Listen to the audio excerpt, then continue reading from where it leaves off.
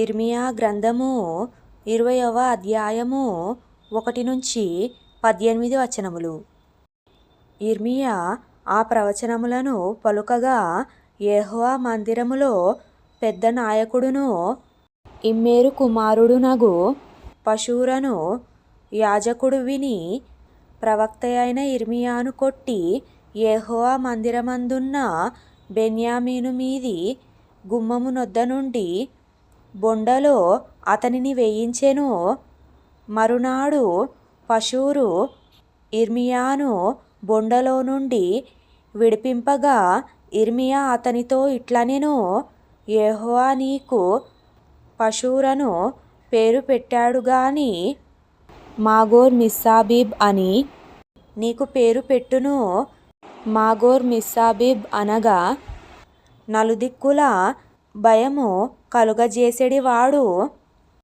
యెహోవా ఈ మాట సెలవిచ్చుచున్నాడు, నీకును నీ స్నేహితులకందరికిని నీవే భయకారణముగా నుండునట్లు చేయుచున్నాను.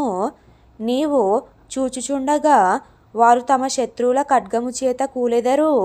మరియు యూదా వారినందరినీ బబులోను రాజు చేతికి అప్పగింతును. అతడు వారిని చెరపట్టి బబులోనునకు తీసుకొని పోవును. ఖడ్గము చేత వారిని హతము చేయును. ఈ పట్టణములోని ఐశ్వర్యమంతయు, దానికి వచ్చిన లాభమంతయు, దాని అమూల్య వస్తువులన్నీయు, యూదా రాజుల నిధులన్నీయు నేను అప్పగింతును.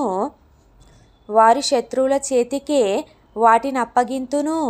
శత్రువులు వాటిని దోచుకొని పట్టుకొని బబులోనునకు తీసుకొని పోవుదురు.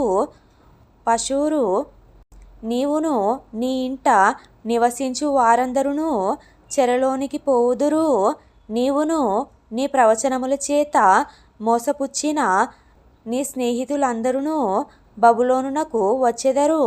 అక్కడనే చనిపోయెదరు, అక్కడనే పాతిపెట్టబడెదరు. యెహోవా, నీవు నన్ను ప్రేరేపింపగా నీ ప్రేరేపణకు లోబడితిని. నీవు బలవంతము చేసి నన్ను గెలిచితివి. నేను దినమెల్లా నవ్వుల పాలైతిని. అందరూ నన్ను ఎగతాళి చేయుదురు. ఏలనగా నేను పలుకునప్పుడెల్లా బలాత్కారము జరుగుచున్నది, దోపుడు జరుగుచున్నది అని ఎలుగెత్తి చాటింపవలసి వచ్చెను. దినమెల్లా యెహోవా మాట నాకు అవమానమునకును అపహాస్యమునకును హేతువాయెను. ఆయన పేరు నేనెత్తను, ఆయన నామమును బట్టి ప్రకటింపను అని నేననుకొంటినా, అది నా హృదయములో అగ్నివలె మండుచు నా ఎముకలలోనే మూయబడి ఉన్నట్లున్నది. నేను ఓర్చి యోర్చి విసికియున్నాను, చెప్పక మానలేదు. నలుదిక్కులా భయము అని అనేకులు గుసగుసలాడగా వింటిని. వారు దుర్మార్గుడని మీరు చాటించిన ఎడల మేమును చాటింతుమందురు.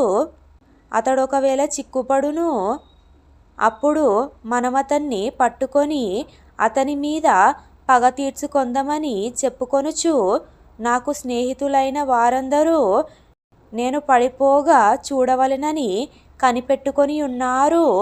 అయితే పరాక్రమము గల శూరుని వలె యెహోవా నాకు తోడైయున్నాడు. నన్ను హింసించువారు నన్ను గెలువక తొట్రిల్లుదురు. వారు యుక్తిగా జరుపుకొనరు గనుక బహుగా సిగ్గుపడుదురు. వారెన్నడును మరువబడని నిత్యవమానము పొందుదురు. సైన్యములకధిపతివగు యెహోవా, నీతిమంతులను పరిశోధించువాడవు నీవే. అంతరింద్రియములను హృదయమును చూచువాడవు నీవే. నా వ్యాజ్యమును నీకే అప్పగించుచున్నాను. నీవు వారికి చేయు ప్రతిదండన నేను చూతునుగాక. యెహోవాను కీర్తించుడి, యెహోవాను స్తుతించుడి. దుష్టుల చేతిలో నుండి దరిద్రుని ప్రాణమును ఆయనే విడిపించుచున్నాడు. నేను పుట్టిన దినము శపింపబడునుగాక. నా తల్లి నన్ను కనిన దినము శుభదినమని అనబడకుండునుగాక. నీకు మగపిల్ల పుట్టెనని నా తండ్రికి వర్తమానము తెచ్చి అతనికి అధిక సంతోషం పుట్టించినవాడు శాపగ్రస్తుడగునుగాక. నా తల్లి నాకు సమాధిగా నుండి ఆమె ఎల్లప్పుడూ గర్భవతిగా నుండునట్లు అతడు గర్భములోనే నన్ను చంపలేదు గనుక యెహోవా ఏమాత్రమును సంతాపము లేక నశింపజేసిన పట్టణముల వలె ఆ మనుష్యుడు ఉండునుగాక. ఉదయమున ఆర్తధ్వనిని, మధ్యాహ్న కాలమందు యుద్ధధ్వనిని అతడు వినుగాక. కష్టమును దుఃఖమును చూచుటకై నా దినములు అవమానముతో గతించిపోవునట్లు నేనేలా గర్భములో నుండి వెడలితిని.